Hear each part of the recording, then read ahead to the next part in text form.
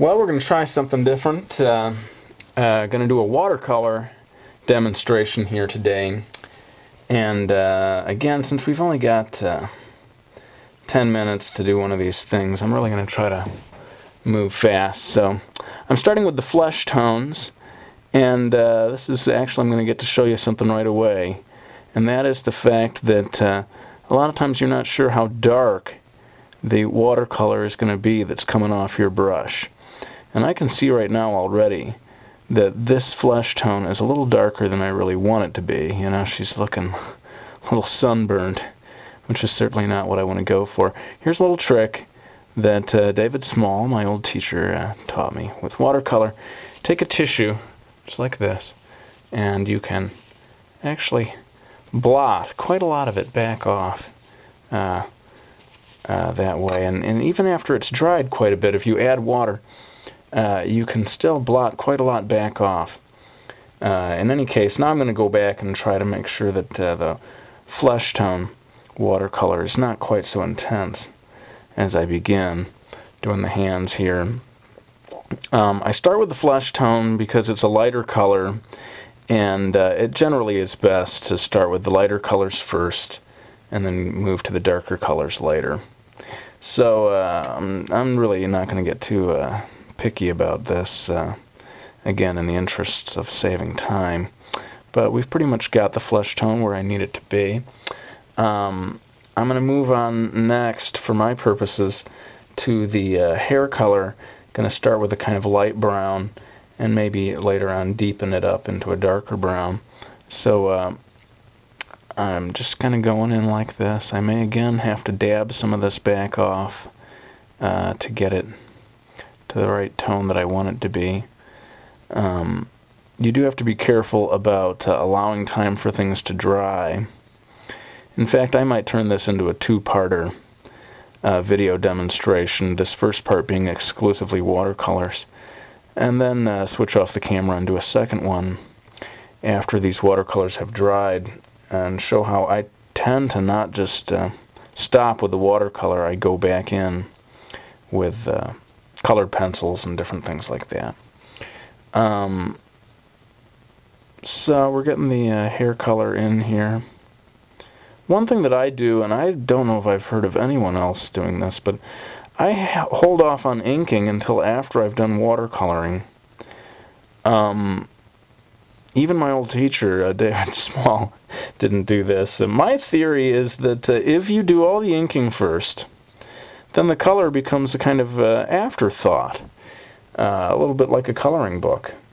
And I don't want my color to be something that just sort of comes in and finishes it off at the last minute. I want my color to be a very important part of the structure.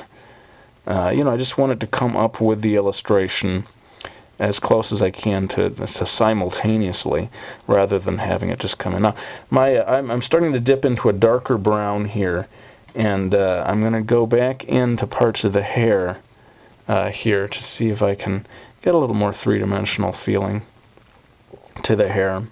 I've made her backpack brown, maybe just out of convenience, but because I've already got the brown paint going.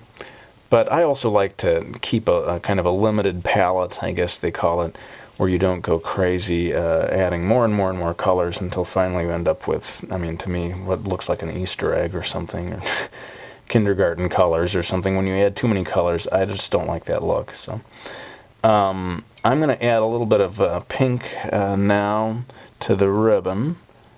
I guess I could have done that right after the flesh tone. Again, we try to go from light toward dark. I'm going to move in now to the darkest color that I have to work with on this illustration, the dark blue, and do my best to get this right the first time. I think one of the tricks with watercolor is to try to get it as close to what you want on the first go around. I find that when you go back on top of it again and again and again and again, it eventually becomes very muddy, and you lose the beauty of watercolor. I mean, the really great watercolorists have this wonderful loose quality to it that I myself am not that great at. But in any case, I do try to keep... look, there's a little bit of the red blending into the blue, something I will probably have to touch up later on. That's going to happen sometimes, especially if you're not allowing adequate drying time. In any case, I think we've got some of the basic colors in here now. I'm going to show what I like to do with shadows. She's wearing a kind of a white blouse here. I'm going to create a kind of bluish gray shadow. I think, you know, first of all, black shadows I think are really ugly looking. Let's see if I can pull this off here. I'm trying to get a little bit of a, and watch me again dabbing this off. Try to get a little bit of a blue tint to the shadow, even though it's a white shirt. There we go. Maybe, hopefully that's showing up a little. Getting a little bit of a bluish tint to the shadow can sometimes get this very nice look. And I think it's based on real life. The Impressionists used to do this, that they wouldn't just make black shadows. They'd put a little blue or purple into the shadow, because the shadows do tend to, when you're out in the real world, kind of reflect the sky or different things like that. And so adding a bit of shadow like that can, or adding a little color to the shadow, can make your shadows more interesting. I think I'm going to do one last thing. We're coming up on 7 minutes here, and I think it's best to maybe keep these things short. I'm going to quickly do this little, I don't even know what this is, little bunny thing that I've attached to the side of her backpack. Some kind of cute thing. And add a few more little touches to that ribbon. I wanted to get a little bit of a shadow underneath her chin. Let's see if I can get that in there. Oh, not bad. And maybe switching from, this was a bigger brush that I was using, I'm going to switch now to a smaller brush to do just a few more little details of the hair. And that'll probably be the last thing I do.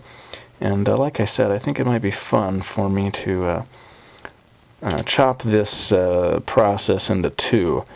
Do a part 1 and a part 2.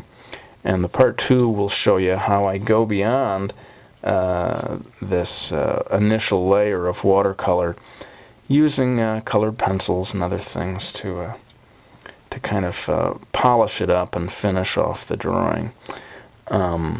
So maybe that's enough for now, and I'll let it go and come back with a part 2 in just a few more minutes after I've let this dry a little more. Alright, thanks for watching.